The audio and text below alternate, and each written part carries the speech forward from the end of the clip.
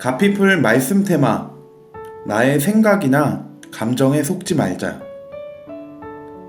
자신이 예수 그리스도 안에 새로운 피조물이라는 사실을 모르는 사람은 진정한 구원의 삶을 살기 어렵습니다.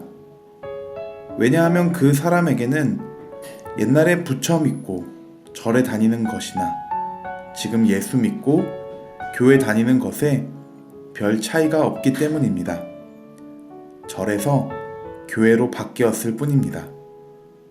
예수 믿고 교회를 다니지만 결국 그 삶의 주인은 여전히 자기 자신이기 때문입니다. 자기 삶의 주인이 자신이라면 거듭남이 무엇인지도 경험하지 못한 사람입니다. 우리가 정말 예수님 안에서 하나님의 자녀가 되었다면 자기 마음의 생각대로 사는 자가 아니라 주님의 말씀대로 사는 자임을 알아야 합니다. 모든 의식의 기초는 내 생각이 아니라 하나님의 말씀이어야 합니다. 우리는 흔히 잘못을 저지르고 난 후에 기도하지만 기도한 뒤에도 동일한 생각이나 감정이 나타나면 자신의 기도가 효과가 없다고 생각하거나 잘못 기도했다고 생각합니다.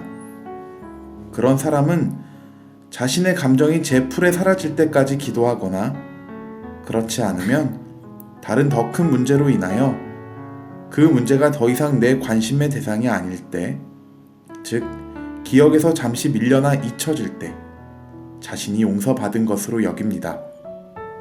많은 사람이 감정의 문제와 죄의 문제를 분별하지 못하고 있습니다. 기도했음에도 불구하고 하나님께서도 기억하지 않으시는 것을 스스로 두고두고 기억하며 고통스러워하는 사람들이 너무 많습니다. 기도한 다음 중요한 것은 내 생각이나 감정이 아니라 하나님께서 무엇을 하셨는지를 아는 것입니다. 하나님께서 용서하셨다면 그 죄에 대한 당신의 생각이나 감정이 중요한 것이 아닙니다.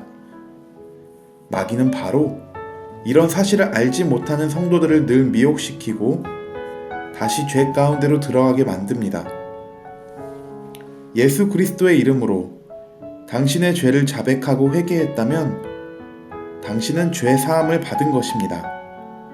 그것은 당신의 감정이나 생각과 아무런 상관이 없습니다.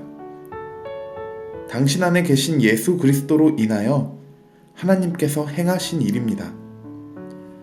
마귀는 늘 우리의 생각과 감정을 미혹해서 우리를 의심하게 합니다. 하지만 그것은 단지 의사 전달일 뿐 더 이상 어떤 권세나 영향력을 미치지 못합니다.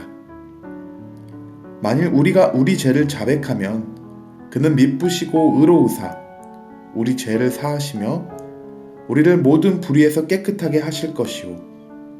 요한일서 1장 9절 말씀. 그러나 만약 우리 스스로가 이를 믿지 못하고 자신의 생각과 감정을 붙들게 되면 그때부터 마귀는 다시 영향력을 미치게 됩니다.